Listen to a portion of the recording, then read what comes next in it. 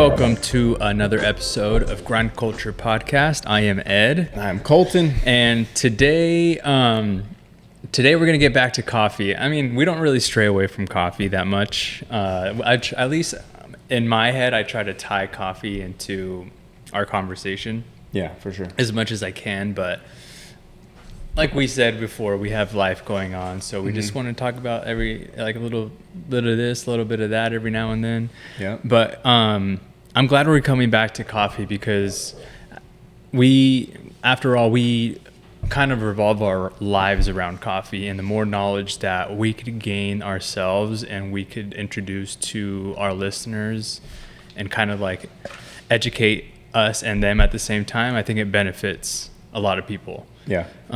For sure. Our businesses, our brands, people that are interested in our businesses, our brands, or just people interested in coffee in general. Right. So I'm glad we're coming back to a coffee discussion, and one that I'm actually very intrigued about, which I didn't really know anything beforehand. I knew a little bit about it, but we'll get into that here shortly. Heck yeah. But I wanted to thank you again for inviting me to the birthday celebration. Oh, heck yeah. It was a lot of fun. It was fun. Yeah. Colton and his family invited me and my family to a park close to his home for Harlow, your oldest daughter's birthday. How did the aftermath of that go? Because it was a beautiful day, but it was warm, but the wind was blowing, so we got that cool breeze. Seemed like it was perfect. Yeah, it was a perfect day. We were worried about it being hot, but it ended up being like super nice and just good people, good friends, and a bunch of crazy kids running around having a good time. And mine included. Yeah, cleanup was pretty easy and went pretty smooth, and it was nice. We just after everybody left, we just hung out with some of our friends that stayed around and just sat around and talked, and all the kids were playing still and just enjoying the evening. And I got that jumper back in our car, which was great. It was big. Yeah, it was big. Yeah, Eloise was so excited about that. How was the present situation? Because I know when I have a birthday party, sometimes it gets overwhelming. Not me, sometimes when Eloise has a birthday party, it gets overwhelming with the presents, because obviously the older that your kids get, they get a lot more friends, and they get a lot more family comes over, and just presents bundle up so quick. Yeah. And then it gets overwhelming in the house. Do you guys consolidate? You guys all right, presents are coming in, we got to take some stuff out. What do you guys do with that? Well, let's see. It's been 4 days now, and we still have a little pile in our living room. And even last night we told Tyler, we're all right, tomorrow we're arranging all your toys, we're going through your old toys, and we're going to refresh. Right. And it was overwhelming. I even told Brittany last night, I was like, hey, what'd be ideal is if we had open shelving in our house, and we could just display all the toys all nice, and rather than having all of our toys crammed in somewhere. Because I feel when they're open and they're just right there, and the kids can see each individual thing, they're played with so much more. Yeah, you're right. As soon as you pile them up, put them in a drawer, forget about it. Yeah. And we even have a little play closet for Eloise, and it's whatever's in front of her, whatever she sees immediately, out in the living room that's left over, she just usually ends up playing with, and she just forgets about what's ever in the closet. So you're right. If there's different things in front of them where she could just pick and choose, I think she would utilize everything opposed to just picking one thing. Anyways. So yeah, it was good. Yeah, good. Yep. Again, thank you for inviting us. Me and my family had a blast. Back to what the discussion of today's podcast will be, and that's coffee processing. Yeah. More so the farming processing of coffee, which is very enlightening to people listening. I think you could learn a lot on this episode, more so than a lot of the episodes we did prior, coffee related wise, or maybe not, but I learned a lot. So I'm assuming because I learned a lot about coffee this past week, our listeners will learn a lot about the process of making coffee, not only just brewing it, but what happens to it during the farming process or after the farming process. I did want to ask, though, you made me a drink. What are we drinking today? That is a Americano with 2 shots of Panama in it. Oh, it's Panama. Yeah, and Panama is our coffee of the month. Yeah, that we have going right now, and it is delicious. It is delicious. It's really good. And that's out of the automatic espresso machine, so that's not even like the best of the best, but it's still really good. Do you know what the process was for the Panama or no? It's just washed. It's just washed. It's a nice washed coffee, yeah. Yeah, so tying into that, we are going to talk about the process after really the cherry is harvested, right? Mm-hmm. So there's a whole farming process that goes on, much like any other kind of farming process where you try to grow or harvest a lot of different varieties of the same fruit or vegetation or crops. And then after that, before you're able to kind of produce or just export your product, it has to go through a certain cleaning or preparation process, which is what we're going to talk about today. And coffee has 3 primary coffee process. Could you go over those 3 just very briefly? Yeah, for sure. Before I jump into it though, I think it'll help for people to kind of, I think maybe some of our listeners do already know what coffee is, but I think some don't. So I think just to get a good visual as we are explaining these coffee processes is what the coffee actually is. And as a lot of people know or don't know, coffee is a fruit, like we have mentioned. Yeah. That fruit is a cherry, so it's just like a normal cherry that comes off of a tree. It is harvested, it is picked, hopefully when it's ripe.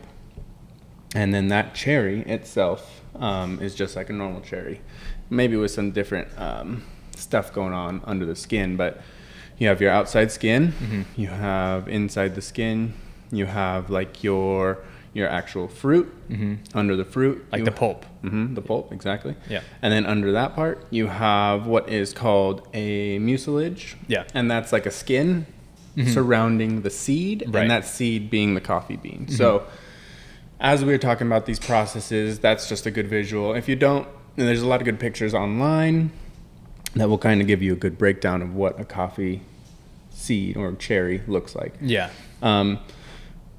So yeah, don't get confused when we're talking about this. And then also, as we're talking about them, I think this will be good for listeners or people that are confused about going into coffee shops or just buying coffee online, wherever you see coffee, and you're seeing all these different names on your coffee bags. And a lot of it is super like alien when you're buying coffee. And I know, especially when I like used to go into coffee shops, I didn't even realize what was going on. I just saw like maybe the origin name, and that was it. Yeah. If you gave me any wording after it or anything about on a bag, it was like, I don't really know. It's foreign language. So yeah, I agree. So this is good when you're coffee shopping, looking for a certain profile or a taste, or want to just know a little bit more about the product that you're actually buying. Right. So, especially when you're a black coffee drinker, this is very important because at that point you're buying coffee for taste. So yeah, exactly. So as we're going through them, that's what I'd like for people to know.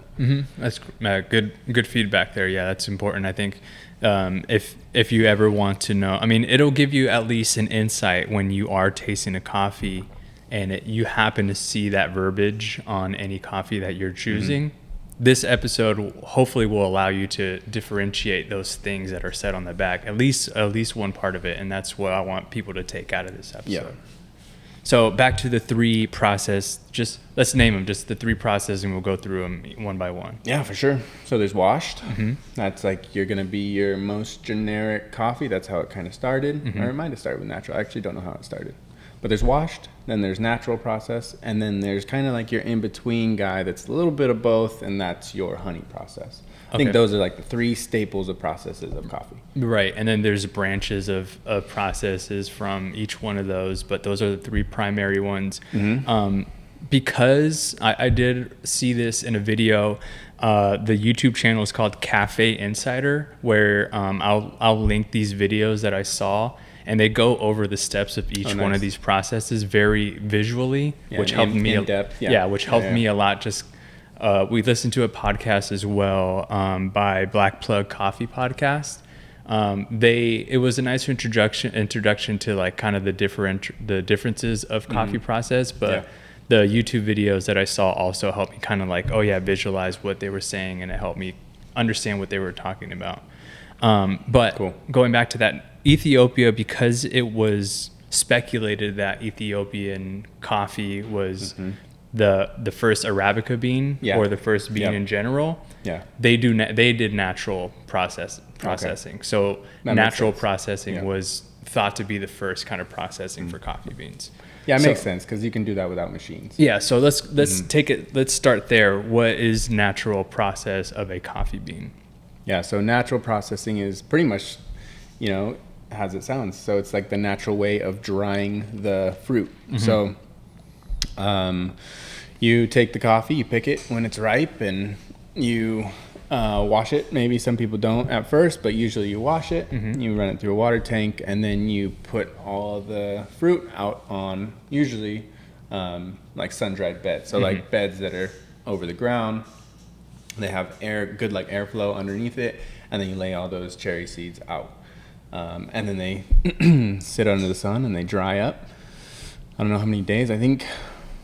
Did you read how many days? Yeah, I actually have that written down. 3 to 4 weeks they dry. Oh, wow. So yeah, especially if you have good sunny weather, then they're gonna dry however much the person processing the coffee chooses for that coffee. And then after they dry, then they are depulped. So you take off all the fruit once it's dry. Yeah. And then you're able to bag up the coffee and have it shipped. Yeah, so natural is the only process in which the cherry stays intact during the drying process. Yeah, you keep it all on. You keep the whole thing. You just pick it and then process it. Yeah. Whereas in the other two processes, one is fully removed, the mucilage and the skin and the pulp, and then the other process, the mucilage is left. But we'll talk about those later. So natural, the whole cherry is fermented during the drying process of the coffee bean.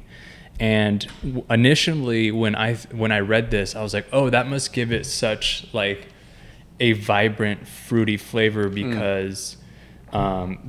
You would assume that a lot of those juices and a lot of the fermentation would absorb into the bean. Like a sweetness. Is that true? Because I don't think I really got into the taste of all of these. Yeah. So how would it taste, you think, compared to the different natural or different processes? Yeah, so they say it's more sweet.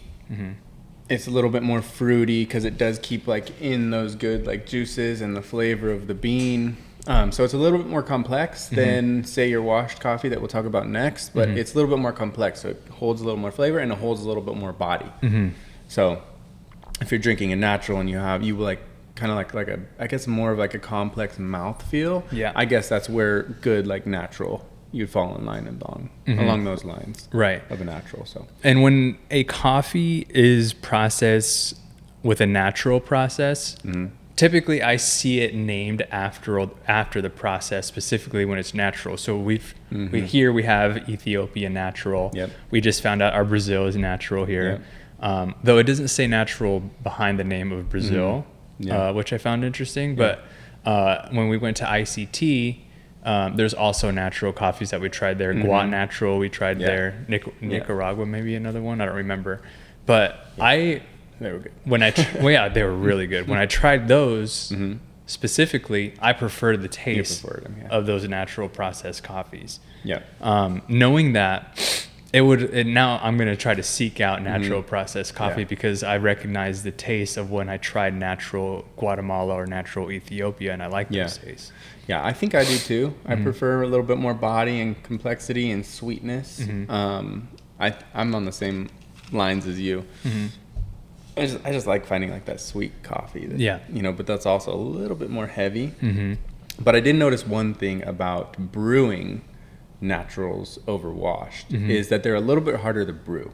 So a little bit harder to dial in. I think with roasting too, I think they're a little bit trickier as a sense. You just have to kind of take care of them more because I think it's a lot easier to mess up roasting, and I think it's a lot easier, even processing. Yeah. I bet. We've never processed coffee. We've never talked to somebody that processed coffee, but I would almost want to say that they would say that processing those naturals is a lot harder because it's a lot more guesswork, I think. So it's a lot more fragile in a sense. So from along the lines of processing all the way down to brewing, it's a lot harder. But when you dial it in, you get all those steps right. Oh man. Oh God, you can't beat it. So good. Yeah. Speaking to that, I was kind of curious, like reviewing all of these, and we could go over this later, but reviewing all of these processes and which is more labor intensive for the farmer.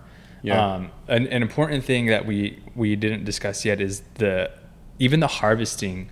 People, it's better when you hand pick. I think we mentioned this before, like where we want to make sure when we're importing our coffee that we get quality coffee with good practices, fair practices, so on and so forth. So hand picking and ensuring that the cherry that is picked and processed is quality cherries, right? Yeah.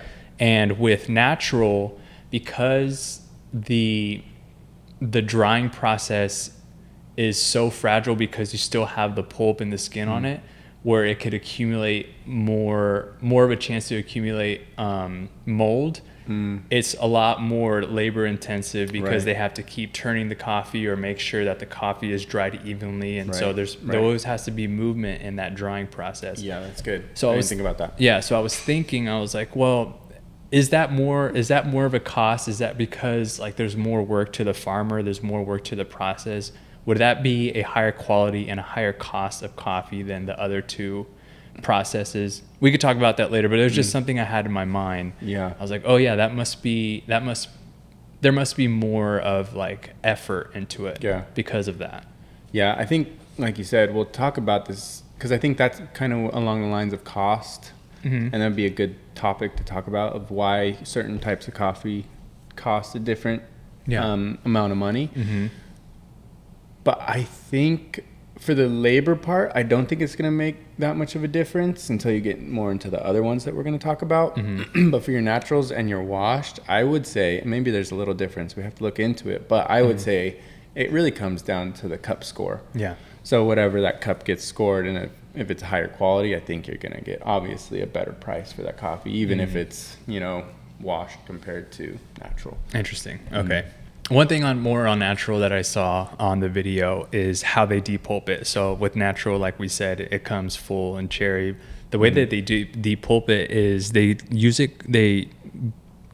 a friction machine or a humming machine, they call it. And it just breaks it off. It just breaks it off by friction alone. Yep. So yeah, it makes sense. Yeah, that could be a little decrease in quality if you're not just depulping it by hand, but I understand like that must be so labor intensive if you had to do that by hand, where you almost have to have a machine to depulp and remove all of that. Yeah, they got a lot of crazy machines that do all this processing. Yeah, you almost wonder how it was done before all these machines, with like stone grinders and things like that, and rakes and good point, by hand and Yeah, I've seen actually videos of people like grinding coffee and stuff, and they just have like a rock. They just have a rock, and they're just rolling it. It's like back and forth, crushing the coffee, mixing it up. Yeah, that's cool. I'd like to see some of that stuff, just to give it an idea of like before all of this machinery was involved. But yeah, let's move on to the wash process. Yeah, wash coffee, and this is what a lot of people prefer because this is more like your cleaner cup.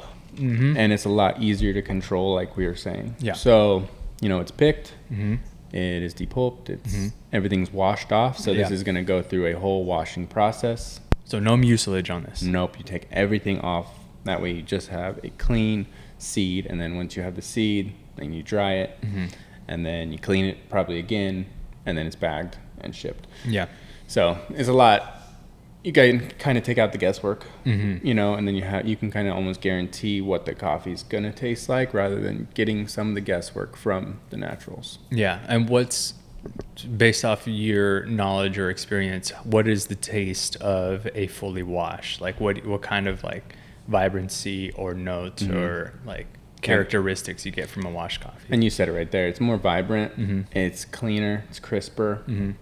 You got a little bit more acidic rather than that sweetness. So it's actually something I do like, when I'm looking for something that's a little bit more like a sour apple or something like that. I mean, I've never tasted a sour apple, but, a little bit more of like that zing to it. And then it's also just like cleaner, a little bit more floral if you like floral taste in your coffee. They're really good. I mean, a lot of people do lean on them because it's like, it is the staple, and it's a lot more guaranteed what you're going to get. Especially, I've noticed, and I'm saying guarantee because when I've bought like naturals before and I've brewed them and I've tasted them, I'm like, I don't know where they're really going with this. Mm-hmm. Maybe I brewed it wrong, but but then when I get usually washed coffees and there's the notes on the bag, I'm like, I can almost pick them up a lot easier because it's a lot cleaner, you know, and then it's got a lighter body feel. So it's a lot more tea-like rather than like your heavy juice. That's interesting. If you can kind of compare that. Yeah.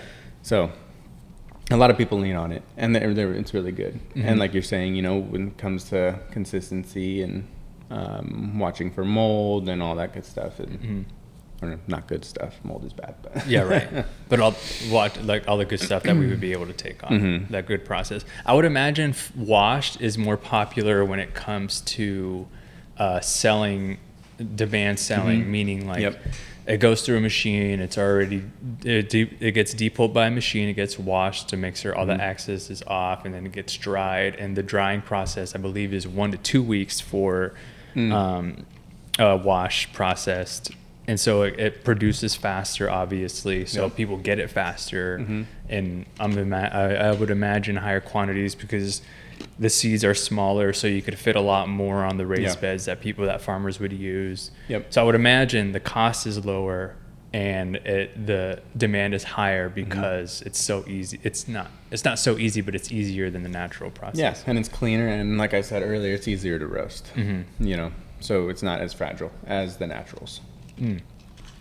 Yeah, so the wash process is it's pretty straightforward. It's in the name. It's fully washed, and then it just gets dried, and then it's ready for and you'll see double wash sometimes, you know, so it goes through extra washing stages, or it's soaked in water an extra amount of time. Yeah, so on and so forth. The water is important, by the way. It's mentioned that the washing, the water that's being used, they don't take that lightly in farms. You would think they do because there's different regions, and like there's South American regions, African regions where you would think, oh yeah, they're just farming coffee. They don't care about the water used or the process or the quality or safety. They do. They absolutely do. Yeah, they make sure the water is clean every time.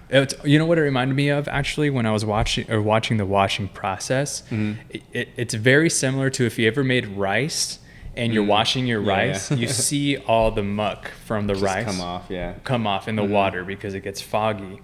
That's how the washing process of a coffee or the wash process of coffee is. They wash it, and you can see all the muck and the fogginess of the mucilage and the pulp left over on the bean. And it's usually 3 times over that they do it. They rinse it out, and then they use clean water again. They never use the same water. Nice. And so they do that over and over again. So that's the washing process. So like if you ever think that there's not good practices in farms, specifically farms that we get our coffee from, there absolutely is. Yeah, there has to be. They put a lot of effort into it, which also, it didn't surprise me, but like it just reminded me like, oh yeah, these farmers, they take their craft serious, you know? Yeah. And it's kind of cool because, I mean, in a lot of coffee communities, you will have, like, even if you're a smaller farm and you don't have the means to have all this special equipment to help you out, I believe that you can send your coffee to those processing centers and they just take a cut. So any coffee that does have, like, a track record, it's usually processed a lot in the same, like, center. Unless you, like, you're well off and, you know, you got a bigger farm and you have your own center, but... Yeah. So. That's interesting. I know there's coffee farms here. Again, I don't really know during the farming process. I don't know what kind of like ecosystem you need to have a good producing farm. Right. But there are farms here. I wonder if they do that or they kind of do the wash themselves here. Like what is it like in the States? You know? Yeah, I wonder. We do have one locally, and we should definitely go check it out. Yeah, we were should. Just talking about how we need to go to visit a coffee farm and check out the whole stages of farming and processing and all that good stuff, and then maybe grabbing some coffee too and taking it here and roasting it. Yeah, we'll try to make a doc about that because I'm really curious to see what the process of how people make their coffee is here. But that leaves us with a honey process. Yeah. And honey process sounded the most interesting to me because it has the word honey in it.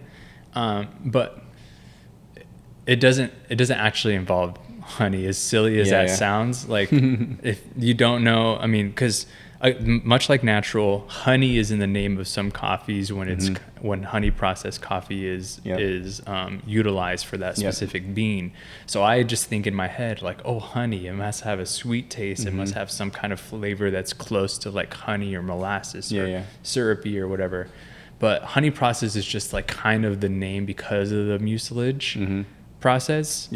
That's why it's kind of called honey. Could you take us through that? Because that was the one that I wasn't like really too sure or like really understood that well. So could you take us through the honey process? Yeah. So just it's the in between of what we just talked about for both the washing and the natural. So it's the in between coffee. You get the best of both worlds in this one, especially if you do it right. So this coffee is picked and you take off the skin and the pulp, but you leave that mucilage on, that little skin that's sticky, like, and this is where honey comes from, is it's like a sticky like film on the outside layer of the seed. So you leave that on during the process stage, and at that stage you can either wash it or a lot of times it's going to be laid out on dry beds right after you take off the fruit. So it's going to ferment with that mucilage on there.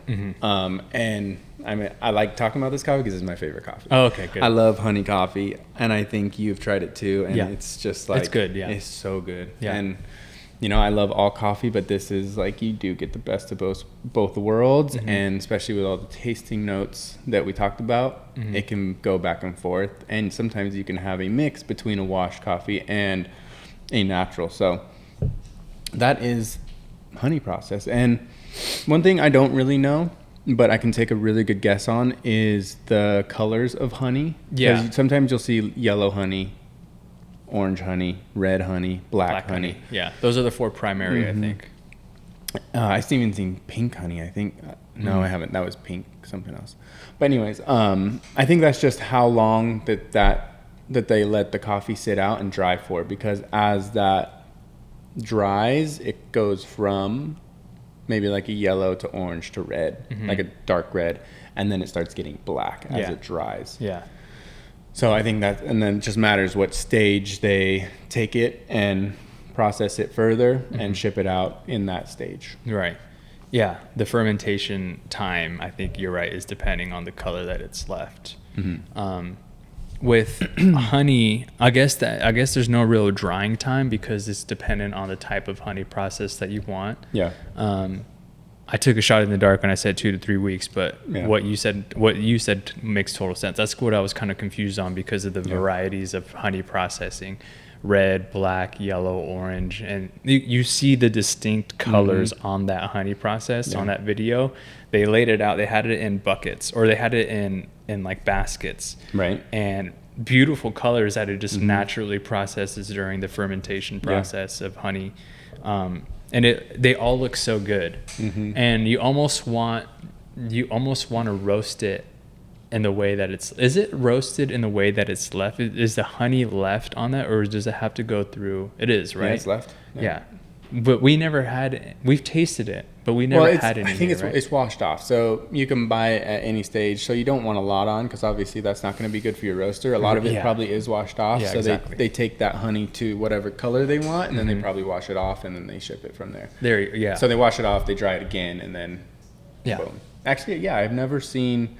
I guess everything that I have seen is before it's shipped. So they must wash it off and then it's processed further. But if I'm gonna tag these videos, but I recommend just taking a look at the different honey processes, because the colors are so vibrant and like they're so distinct from one another. Yeah.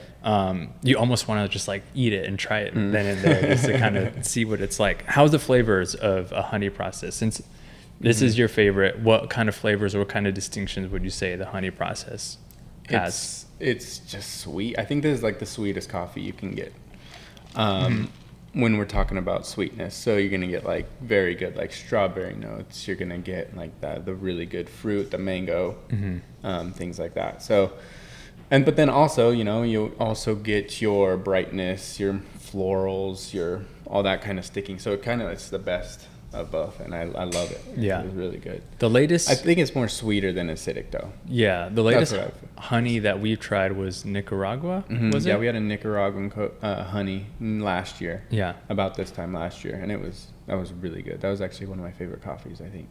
And then we also had a yellow honey Costa Rica, and that was crazy good. I don't remember that one. Was we had it at the same time? It was right before, I believe.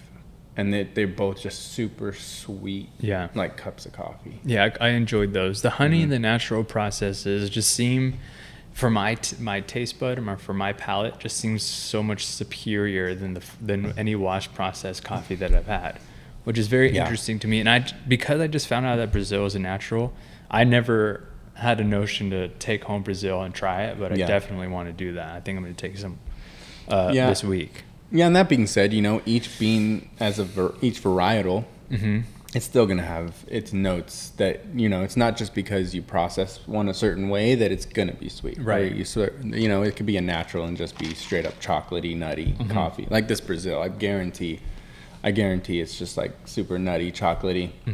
Even though it's natural. I don't think you're going to get much sweetness out of it unless you can, have a milk chocolate over dark chocolate. Yeah. Maybe that might help in the sweetness a little bit, but you're still going to have like your standard notes just because of the varietal itself. So really it goes down to what varietal you picked. Yeah.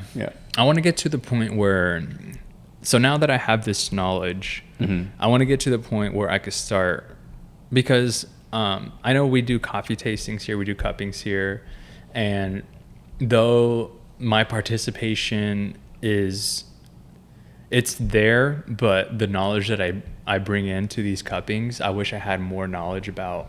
Now that I do, more knowledge about the process and the region that it comes from. I think I could go into it more confidently, like tasting the differences of our coffee cupping. So if there's ever a chance that you have the option, or like you have the ability to go coffee cupping, I would take remember this video, and so like you could ask the right question, or how was it processed, and just remember like, oh yeah, that process could make it this flavor once you're tasting the cupping process. Yeah, definitely. As far as popularity goes, which one do you think amongst like coffee aficionados, which one do you think is more popular? Because we have I think natural is my favorite. It seems like honey's your favorite. You think I want to say people just go to washed. Yeah. It's safe. Yeah, it really is. And a lot of people do like that acidic. I do like that acidity, especially when I want something a little brighter rather than sweeter. I really like it. And I think a lot of the, population, especially in America, does like brighter cups of coffee. Yeah. Probably. So like more like lemon lime compared to berry. Yeah. I think a lot of people tend to go there. It's also probably easier to, like we kind of speculated, it's easier to bring in. When we asked our coffee importer for specific like processed coffees, she didn't even have some of the stuff that we asked for other than washed, right? Right. So yeah, I would imagine people just like the taste of washed because it's, like you said, consistent, and it's very easy to distinct the flavors of it because it's so consistent. So, and people just like cleaner cups of coffee. Yeah, they're not liking the whole body part of it. Right. Any health? Have you seen any like health related topics as far as like different process? Like, is there any advantages to none, or is it just always based on just like the roasting or just like the tasting, or is coffee just universally have like the same kind of health attributes? Yeah, it's universal. Yeah. I think especially for these three, you're not gonna have any significant differences on health benefits. Right. Yeah, I think it's when we start dipping into the newer age styles of processing that maybe there is different health benefits or worse benefits. I feel like there might be worse. I don't know. Or better. Who knows? It's just so new, all these new processes, that they probably haven't done or are not able to do research on health benefits of the new age processing methods. Well, let's get into that, the new age processing methods, because there's hot terms floating around, and it's been, like you said, it's been floating around in like the coffee world, especially like the processing and farming world, One of them is being anaerobic, and the other one carbonic. Yep. And they touch base on on Black Plug Coffee podcast. They touch base on both of these terms. Yep. Again, Cafe Insider does have a video on anaerobic specifically because they recognize it's kind of like a popular thing going on in the coffee world. Yep. This was back in 2023, granted, so something else could have happened since then. It's been around already. But anaerobic is one thing about anaerobic. There's no, I found out in the video, there's no like differences in the 3 standard coffee processes: wash, natural, honey, to do anaerobic. You could do anaerobic processing with any of those 3. Yeah, so it's like washed, anaerobic, natural, anaerobic, honey, anaerobic. Yeah. Right. So, and the problem with that is, let's start, let me just ask so people have an idea of what anaerobic is. What is anaerobic process? It's more, so when you process coffee, it's kind of already fermenting, right? So you do have a little fermentation going on, especially on the naturals and the honey, a little bit more than the washed. A lot more like chemical reactions, stuff like that. So anaerobic is more pushing that fermentation side of processing coffee. And it's a newer age, I'd say within the last decade. And especially now it's getting more popular. But it's along the lines of going through those 3 stages that we mentioned, and then at some point putting that coffee in tanks. Yeah. The seeds in tanks, and then cutting off all oxygen to the tanks. And then you let it ferment. Yeah. Like a lot of people know, you can like ferment any fruit. So this is just another way of fermenting coffee. So you ferment it however long in these tanks that have no oxygen, and then that's supposed to have more chemical reaction. You're supposed to get more of like a ferment taste, like a winey taste, a boozy taste. This is supposed to bring more of like that wine feeling, mouthfeel, like crazy, like sour raisin, like more distinct flavor from just your generic coffee.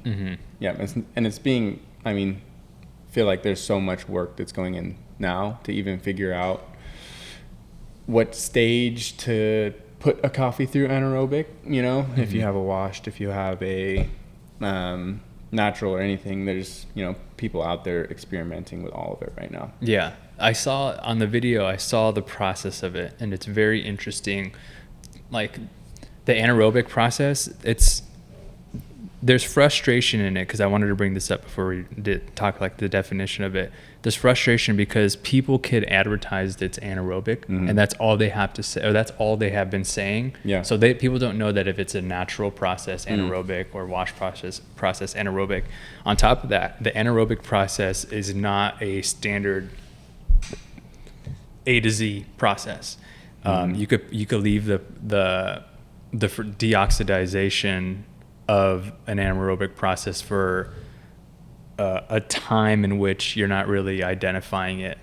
The way that I saw it happen in the video is that they put the cherries in these tanks, and they let the fermentation deoxidize, and the way that they kind of test how far along the fermentation is, there's like a little spout at the bottom of these tanks, and they let some of the juices come out, because during that fermentation process, big hearty juice like substance falls off from the cherry, and it's almost like a dense pomegranate juice is what it looked like. Yeah, like and concentration. Yeah, exactly. Like concentrate, not concentration. Exactly. And so the cup is like very, very red, not bright red, but very like dark red juice that comes out of it, and they distinct the process through the color of the juice. Interesting. And how the thickness of the juice.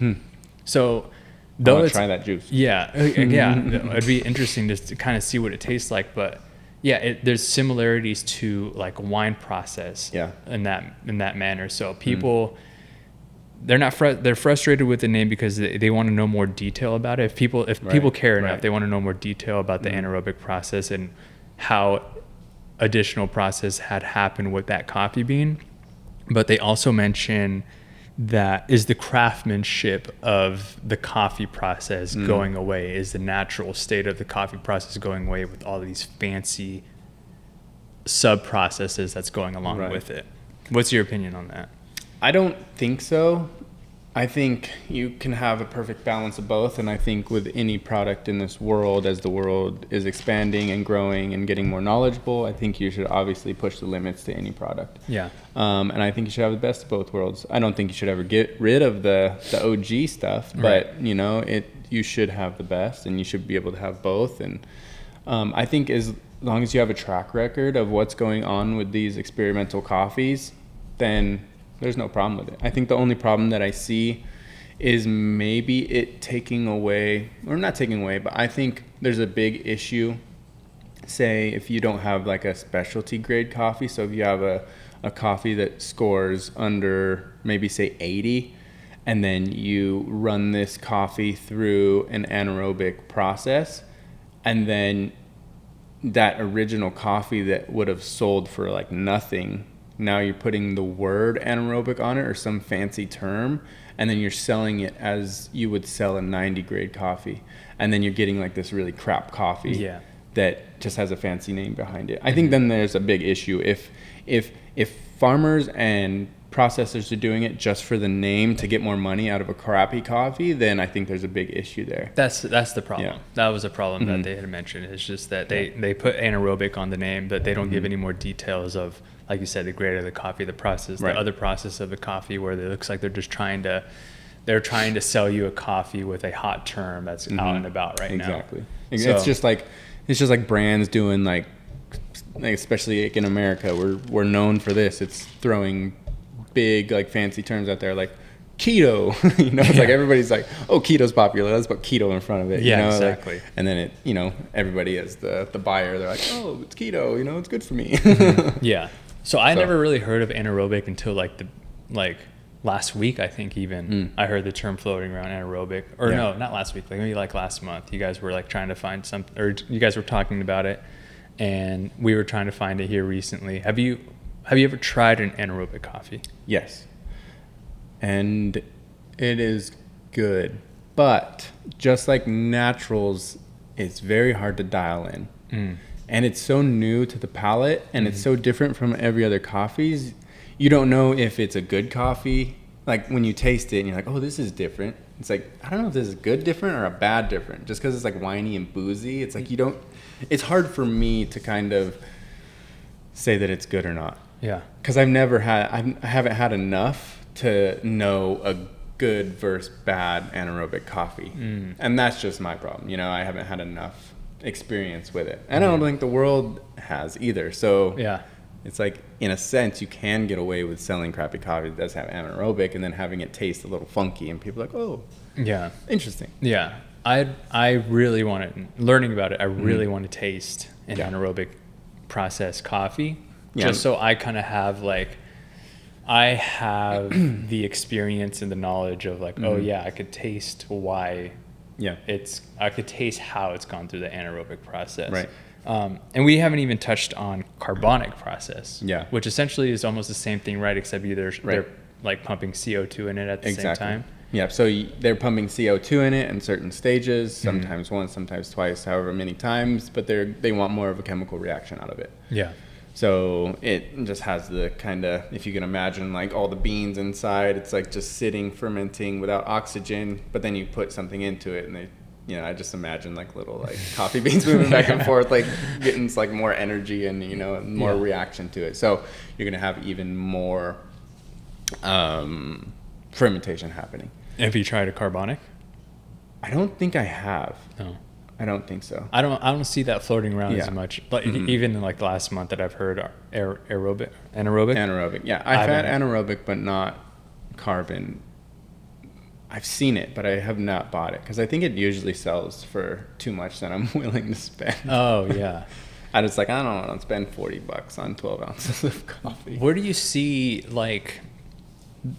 Where do you see all of this going as far as like anaerobic and carbonic? Do you see it as just like a fad, kind of like you were saying, like there's keto and gluten-free and low sodium, blah, blah, blah, all that kind of like fatty stuff that comes and goes, and there's like little bits of little bits of it floating around still. Yeah. Do you see anaerobic and carbonic kind of following that same suit? I think it'll stay. I think it's here to stay. You know, it's just like anything else. You find out a new way to brew it. You find out a new way to produce it. And I think as long as the prices, I think it'll die down a little bit after people realize they don't want to spend the money on it. They'd rather have like your cleaner, you know, more generic cups of coffee. Mm-hmm. At least that's my opinion. Yeah. But I don't think it's going to ever fade out and leave. I think actually it's probably going to get better, which will be good. So I think farmers will learn how to process it easier and more structural. It won't be a lot of like guesswork, and I think they'll be able to maybe bring prices down as they get more of like a flow of things, better equipment, easier equipment, more people, things like that. So I think there's like an even ground that you have to find. I think if it stays like your bougie coffee that sells for too much, it's never going to catch on, at least in the States. Right.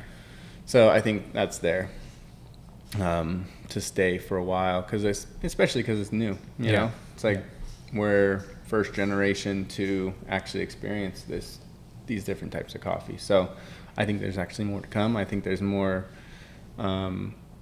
experiments that haven't even been done, and I don't think coffee will ever just come to a standstill. No, I like the idea that people are being innovative with coffee still. Even to this day, for as long as coffee has been around, people are still trying new things and they're willing to experiment. And I don't know if people are getting the credit, but I heard people are still getting the credit for like these types of experimentations, and like their efforts are recognized. Well, there's even people now that's their career. You know, they're turning into a processor that's known for these methods, and they're experimenting these methods. You know, that's turning into a whole new career in the coffee world for producers. Yeah. So that's exciting too, because eventually that'll be a big educational thing, because there's a lot more science behind it rather than just your standard processing coffee. Yeah. So that's really cool. I think where I see the future in this, and I haven't heard this yet, but I just thinking about the popularity of coffee and its ever expanding following and community. Who's to say that there can't be like coffee classes or coffee study, coffee 101, something like that in universities where we're able to be in an ecosystem where we could like go on campus or like closely off campus and learn about the science of coffee and coffee farming and the process of it, because there's herbology and there's other kind of stuff in universities. I know we don't quite have the ideal environment for coffee farming, but you can create an ecosystem, especially us being on, you know, by the beach. And I've seen people I've seen farms kind of like, depending on like the humidity or the non-humidity and the environment in these farms, where they have like greenhouses that emulate the ideal temperature or the ideal kind of like environment for coffee farming, where I find it hard that we can't emulate that here in like the States, especially in California, where like there is some heat and there is some like there isn't as much weather like effectiveness that could alter that. I think that's where I see the future in coffee is like it'll get so popular and it'll get so like scientific and experimental that they will start teaching like coffee farming in college, or like there will be like studies or classes, or just like you said, there'll be careers revolved around it, where like they'll try to perfect it, or they'll try to produce it in experimental ways. I don't want to say better ways, but experimental ways, or just like how we could better it lifestyle wise, health wise. I mean, I think sky's the limit for coffee for sure. And even now, like there's one process method that we didn't even mention, and that's thermal shock. You know, and that's if I can just explain that real quick, it is like, I guess it's not as new. It's probably a few years old, but they're starting to do like thermal shock to the process of the last two processes that we mentioned. So they're starting to do a lot of like temperature controlled like liquid around the bean, because, and the best way that I can explain thermal shock is during that process of what are the last two ones, the carbon one and the anaerobic. they're starting to do thermal shock where they're starting to like heat up the liquid, which opens up. And this is where you'll see a lot of like those juice ones that I've told you about, where people are starting to like not just do water that the coffee's sitting in, but it's also like juices or sugars or anything like that. They'll do like thermal shock where they'll heat up the liquid that's around it. So that actually opens up the seed. Mm-hmm. And then whatever they put in it, it actually soaks it up. And then they chill it super quick. So then it closes, right? It closes up the fibers. So it holds in that stuff. And then they, so that's where you see like all those crazy like juice ones. Like if you ever see like pineapple processed or strawberry processed, and then it has all these fancy names behind it, this is kind of like where it all is going, which is kind of exciting, but it also kind of worries me. Yeah. And I'll tell you why it worries me is because of the health benefits. Mm-hmm. So if people are starting to do like cane sugar or something like that, and there's not enough study behind it, I don't want to be drinking these coffees that don't have like long-term studies behind it. Right. So if I really see anything that isn't natural, isn't just like fruit-based, or if I see anything funky, I probably won't mess with it. Right. That's a good point. So that's like the next one, I think, down the line. So we have like our 3 primary, mm-hmm. then we named like our 2 new age, mm-hmm. and then the third one that kind of comes right after it. So. Yeah, I heard stuff about like putting yeast in the fermentation process and like all this other stuff. Like the possibilities are endless with coffee. It seems like there's always something new, and that's not only just part of the processing. It's like the roasting process and the prepping process, even the farming process, soil process. There's like so many things. Like I can't see it ever ending. That's why I see it expanding so much more than what it is already. If you could even believe that, like just there has to be some way that we could like try to farm our own coffee, because right now we are importing it. And I do love the fact that there's so many places that grow coffee naturally. Right. But it would be cool to like kind of have a staple in California of like a coffee like environment, I think that would be cool. Yeah, I know there's one up near like Santa Cruz, more northern California, just because their ecosystem, their environment's a lot better. Yeah. Southern California, it's hard because we're like desert to beach, so it's really it's dry. We're in a drought like every 5 years. Yeah. It's just bad. So you'll have a lot of crops getting taken care of, and then they'll die, and then I think it's just really hard. Yeah, we do grow good grapes out here though. Yeah. I don't know what the similarities is with that, but our grape growing is one of the best. Top notch. Yeah. But essentially there was so much more that we could go to get into the Swiss water, the Gilling Besh, which is the Bali Blue process of coffee. Do you want to touch on any of those, or we could touch on those another day? There's so many things that we could touch up on. Just real quick. I guess decaf, just for anybody that is aware, just how they get the caffeine out of the bean. It's really just going through the process of like a washed coffee, and then it's put into a water solution, especially the Swiss water process. It's put into a water solution. Hopefully not chemicals. There is some people that do it with chemicals, and that's the stuff you should probably trace down, at least try seeing it on the packaging or where you're buying it from, and stay away from the chemical process. It's not going to like damage you, but if you do drink it every day, you might want to change your mind because it might mess with you a little bit. But at least the Swiss water process, they do it legit. It's all fresh water. Yeah. And so they let the coffee actually soak in the solution, which takes away like 99% of the caffeine out of the bean. And then they do like some carbon like filtered ways of getting the rest of it out of the bean, and then drying it and all that stuff. So that's how they get the caffeine out of the bean, hence decaf coffee. Yeah. Hey, I need to touch up on that too. I know, though I don't drink decaf, and decaf is not really in my world or the world around me, I still would like to know the process now that I kind of have an idea of the rest of the processes. Yeah.